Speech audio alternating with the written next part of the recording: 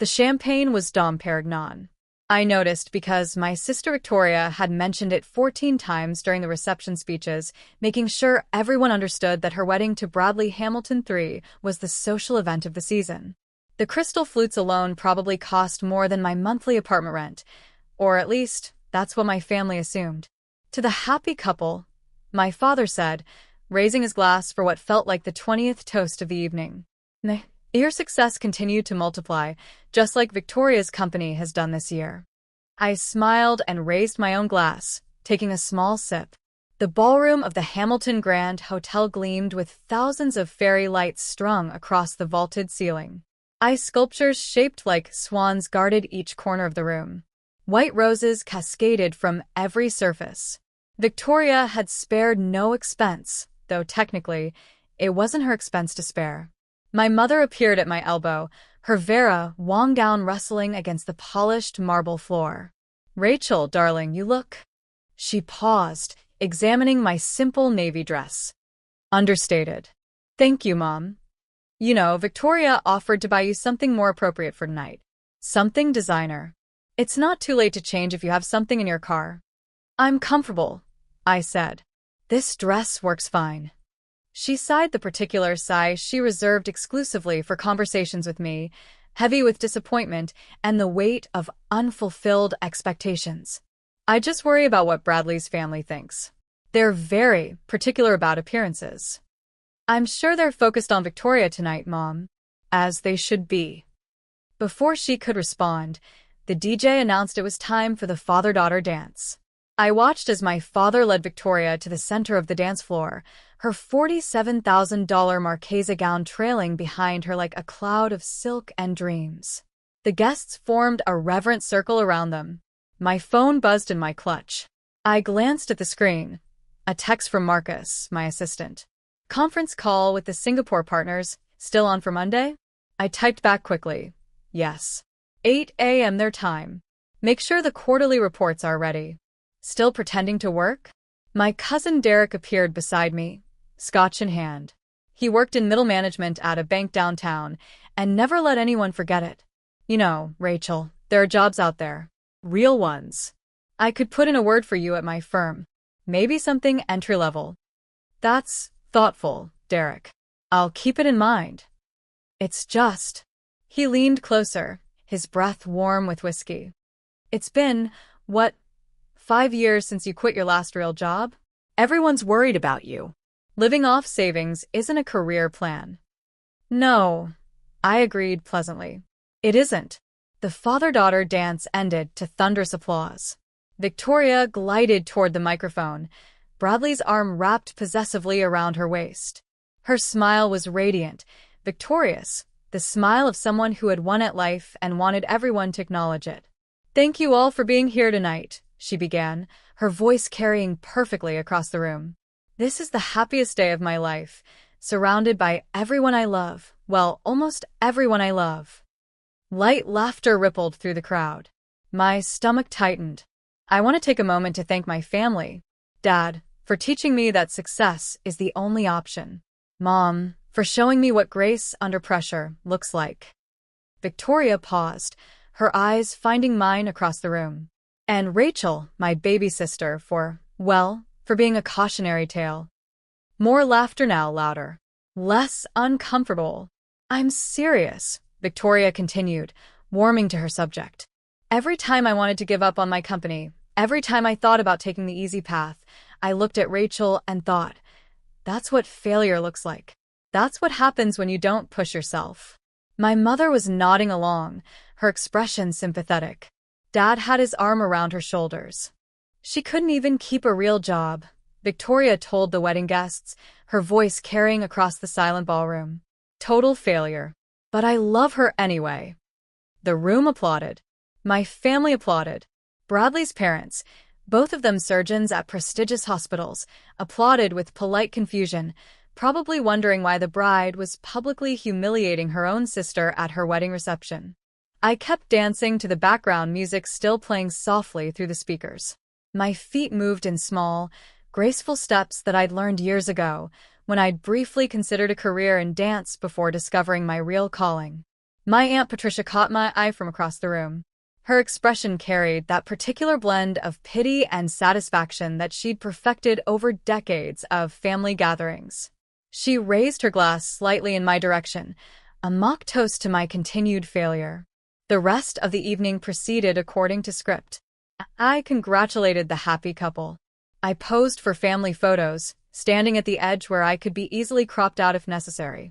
I ate the $300 per plate dinner and complimented the wine selection. I was the perfect invisible guest.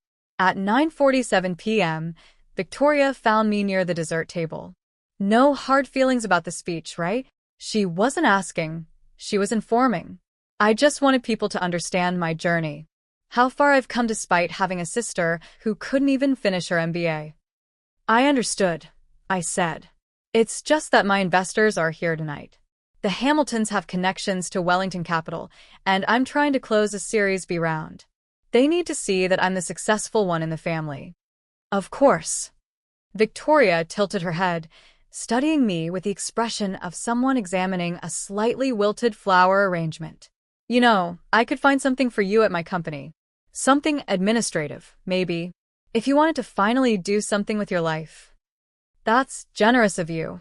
Well, family is family. She smoothed her gown, even if some of us contribute more than others. She swept away to greet more important guests, leaving me with a half-eaten piece of wedding cake and the lingering scent of her $400 perfume. At 10:15 p.m., I stepped onto the balcony for some air. The Hamilton Grand Hotel overlooked the city skyline, all glittering lights and distant possibilities. I pulled out my phone and made a call. Marcus. Yes, I know it's late. I need you to initiate Protocol 7.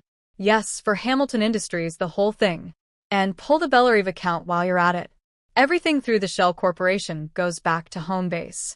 No, tomorrow morning is fine. Let them enjoy their wedding night. I hung up just as the balcony door opened behind me. There you are. My father stepped out, loosening his tie. Your mother's looking for you. Wants a family photo at the ice sculpture before it melts. I'll be right in. He didn't leave immediately. Instead, he stood beside me, looking out at the same skyline. You know, Rachel, Victoria didn't mean to hurt your feelings tonight. I know. She's worked so hard for everything she has.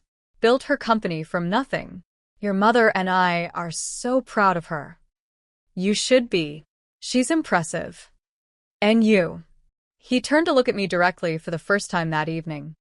You had so much potential, sweetheart. I don't understand what happened. That job at the consulting firm, you were doing so well. Then you just walked away. Started working on projects. He made air quotes around the words. Whatever that means. It means I found something more fulfilling. More fulfilling than success? Than making something of yourself. I smiled at him. Genuinely smiled, though he wouldn't understand why. Dad, what do you think success looks like? He gestured broadly. This. What your sister has. A thriving company, a good marriage, respect. The ability to host an event like this without worrying about the cost. And if I told you I could host 10 events like this without worrying about the cost? He laughed, but not unkindly. Rachel, honey, I've seen your apartment. I've seen your car. You don't have to pretend with me. I'm not pretending. Then you're delusional, which is worse. He put his hand on my shoulder. Look, I know I was hard on you when you were younger. Maybe I pushed too much, expected too much. But it's not too late to turn things around. Victoria's offer, the administrative position, you should take it. I'll think about it, I said, which was the answer I always gave when there was nothing to think about. We returned to the ballroom together. The party was reaching its crescendo. The band had launched into an energetic set. Guests were crowding the dance floor, and Victoria was holding court near the main table, surrounded by admirers and well-wishers.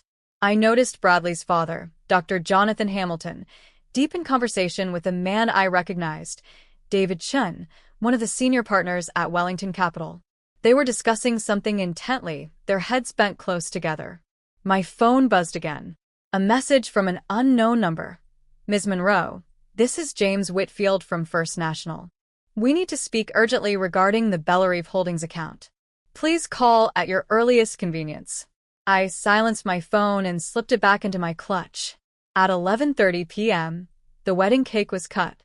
Victoria and Bradley posed with a knife, their smiles frozen in photogenic perfection.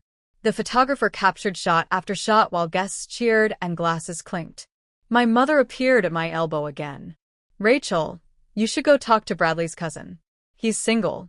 Has a job. Mom, ayufine. You're 32. You're not fine. You're running out of time. Time for what? She looked at me as if I'd asked why water was wet. For everything, dear. For a career. For marriage. For children. For mattering. I matter to myself. That's not enough. It was never enough. She squeezed my arm with something that might have been affection. I just want you to be happy. Really happy. Not whatever this is. This is contentment, Mom. It's what happiness feels like when you're not performing for anyone. She shook her head sadly and drifted away to find more satisfying company. The reception continued. I danced with Derek, who spent the entire song explaining his theory about cryptocurrency. I chatted with Bradley's grandmother, a charming woman who was the only person all night who asked me what I enjoyed doing rather than what I did for work. I avoided my sister, which wasn't difficult. She was too busy basking in her triumph to notice my presence or absence. At midnight, the party began to wind down. Guests were calling for cars. Bradley and Victoria were preparing for their grand exit, rose petals at the ready. That's when Victoria's phone rang. She ignored it at first. She was in the middle of hugging her new mother-in-law, tears glistening artfully in her eyes. But the phone kept ringing. And ringing. Just answer it, babe, Bradley said. Could be important. Victoria stepped away, pressing the phone to her ear. I watched her face change. Confusion first, then disbelief, then something I'd never seen on my confident, successful sister before. Fear. What do you mean, withdrawn? Her voice carried further than she intended. Nearby guests turned to look. That's not possible. We have contracts. We have. She walked quickly toward a quieter corner, but I could still hear fragments. Anonymous investor, majority stake, breach of, can't do this. Bradley followed her, concern creasing his handsome face. Several of Wellington Capital's representatives exchanged glances. My phone buzzed. I glanced at it. A text from Marcus. Protocol 7 complete. Bellarive Holdings has officially divested from Hamilton Industries and all subsidiary accounts.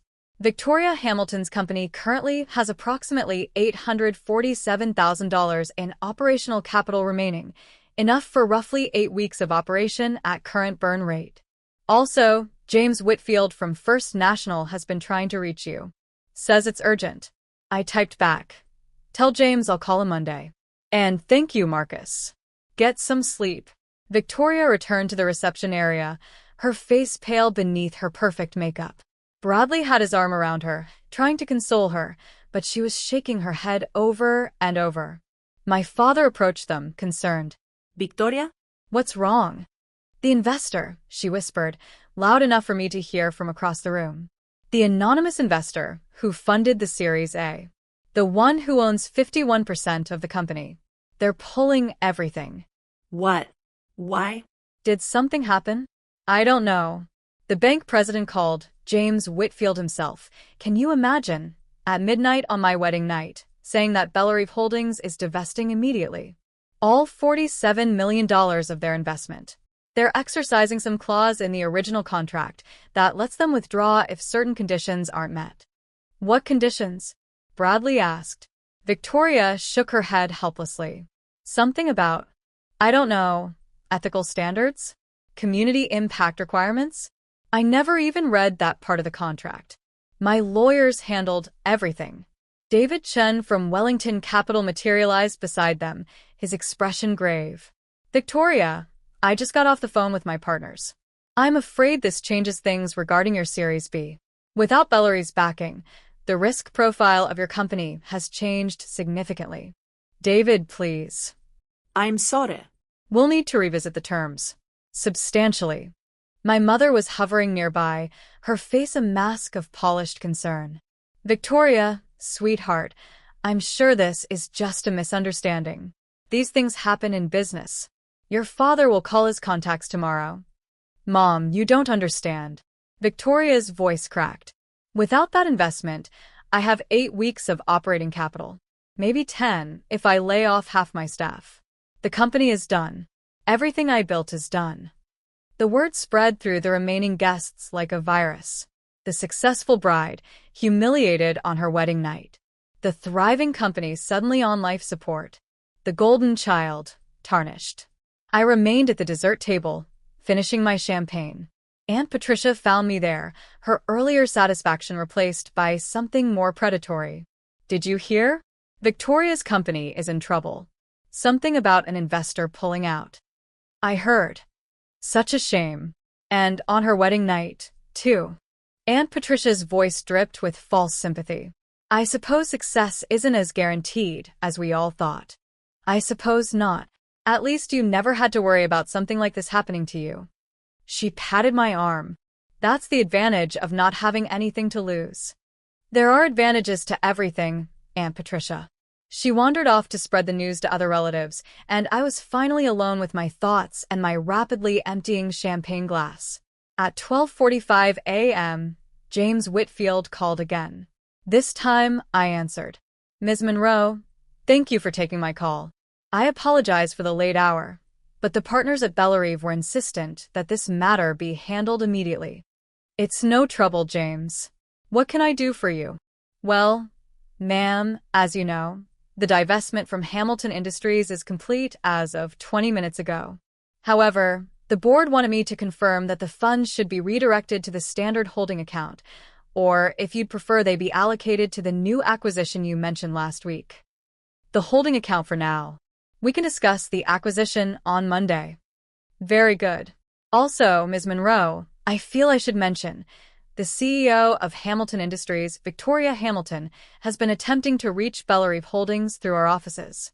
She's quite distressed. Should I provide her with your contact information?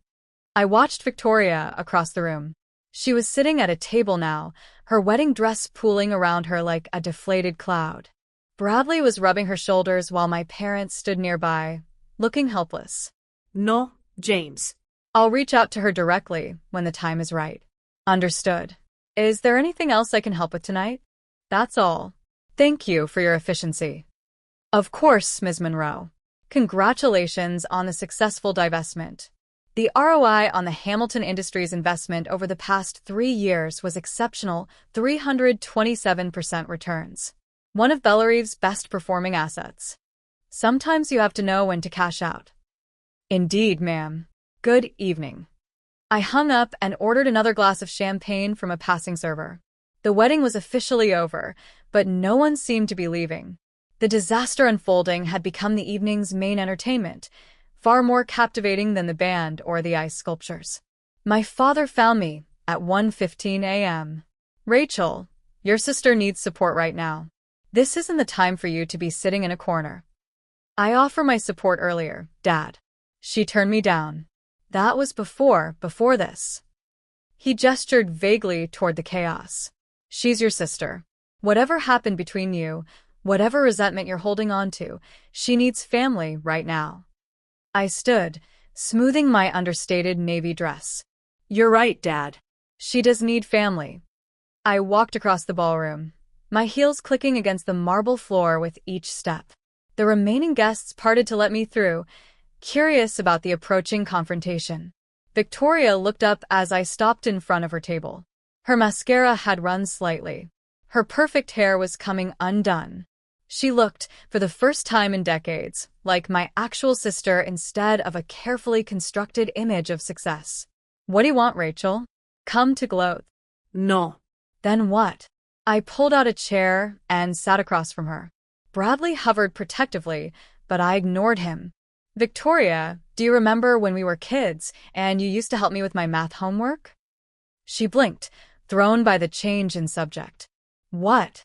You'd sit with me for hours, explaining fractions and decimals. You never got frustrated, never made me feel stupid for not understanding. You were so patient.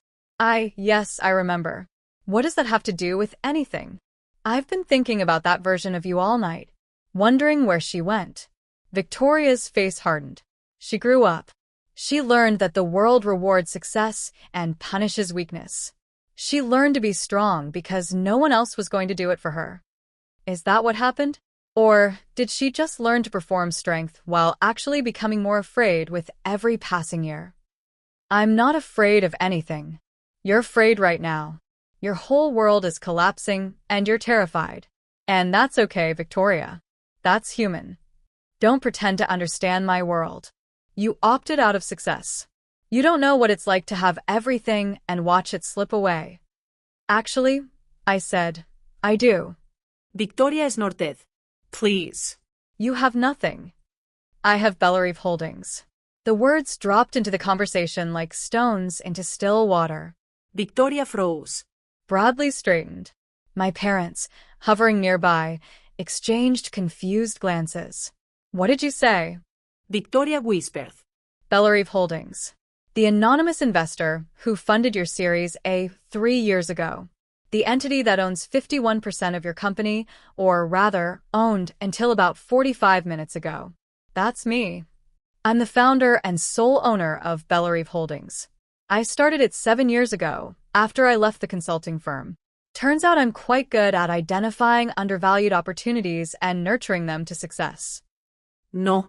Victoria was shaking her head. No, this is some kind of sick joke.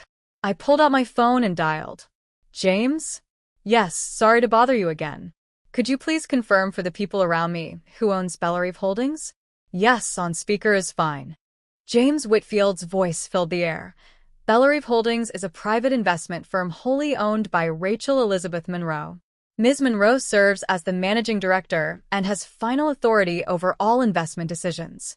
Is there anything else you need, Ms. Monroe? That's all, James.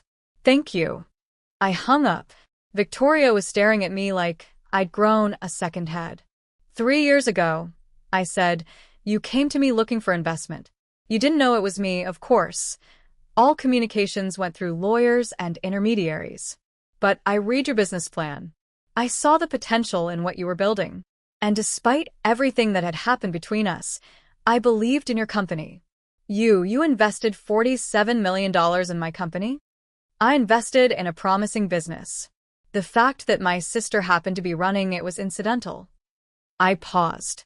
At least it was supposed to be incidental. The clause that allows me to withdraw for ethical violations, I added that specifically because I know you, Victoria. I wanted to believe you'd changed, but I needed a safety net. Ethical violations? Her voice rose. I haven't violated anything. You publicly humiliated your investor at your own wedding.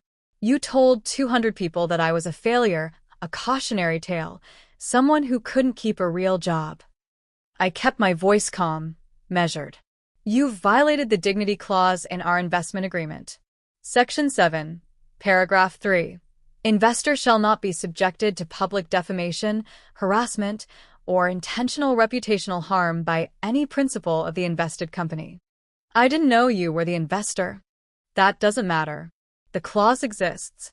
You violated it. The withdrawal is legally bulletproof. Victoria turned to Bradley, desperate. There has to be something we can do. Your family's lawyers. Bradley held up his hands. Victoria, if what she's saying is true, and it sounds like it is, then there's no legal recourse. You signed a contract with those terms. You broke those terms.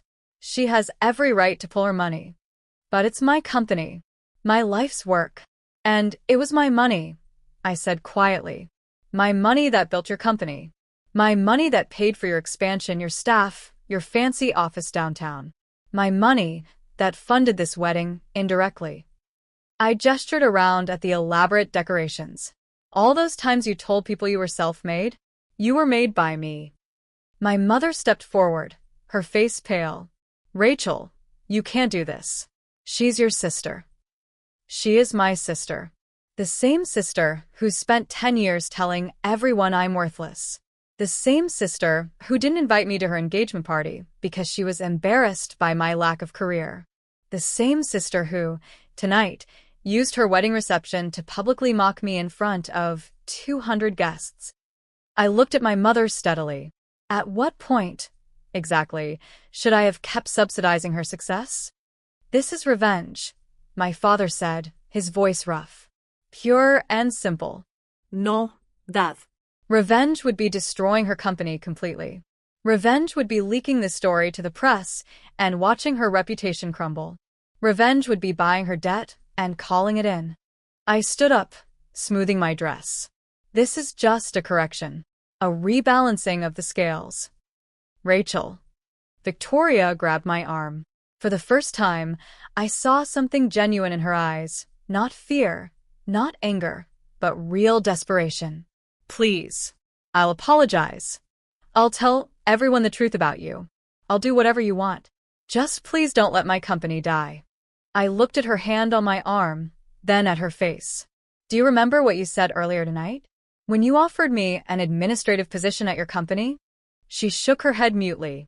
You said, family is family, even if some of us contribute more than others. I gently removed her hand. You were right. Family is family.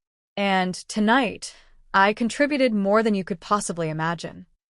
I turned and walked toward the exit. The crowd parted around me, their faces a mixture of shock, awe, and the particular gleeful horror that comes from witnessing a spectacular family drama. My father caught up with me at the door. Rachel, wait. We need to talk about this. We can talk Monday, Dad. I have office hours on Monday afternoons. Office hours? What are you? I'm the managing director of a $2.3 billion investment portfolio. I have office hours. I smiled at him, genuinely this time. You can make an appointment through my assistant. I stepped out into the cool night air. A black car was already waiting at the curb. Marcus had arranged it hours ago, anticipating this moment. As I slid into the back seat, my phone buzzed one final time. A text from a number I didn't recognize. This is Bradley. Victoria is inconsolable. Is there any way to undo this? Please. Name your price. I typed back. Tell Victoria to read Section 12 of the investment agreement. The reinstatement clause. If she completes all requirements within 30 days, Bellerive will consider reinvesting. But the requirements are specific, and one of them involves a public acknowledgement of who really built her success. Her choice. I sent the message and tucked my phone away. The city lights blurred past my window as the car glided through the empty streets. Tomorrow, the financial news would be buzzing with speculation about Bellerive Holdings' sudden divestment from a promising tech company. My phone would ring with calls from reporters, analysts, and curious investors. But tonight, I was just Rachel, the younger sister who couldn't keep a real job. The family failure who'd somehow managed to quietly amass a fortune while everyone was busy underestimating her. The champagne warmth was fading, replaced by something more satisfying, the quiet certainty that I had never, not once, lost my composure. Not when Victoria mocked me. Not when my parents dismissed me. Not when I held the power to destroy my sister's entire life and chose, instead, to offer her a path forward. That, I thought as the car carried me home, was the real difference between us. Victoria built an empire on borrowed money and borrowed confidence. I built mine on patience, silence, and the absolute conviction that success means nothing if you have to tear down others to achieve it. My phone buzzed one last time. A text from Marcus. Everything okay? The office is ready for Monday. I typed back. Everything is fine. See you at 8. Outside, the first hints of dawn were touching the sky. A new day was beginning for everyone. Some of us were more prepared for it than others.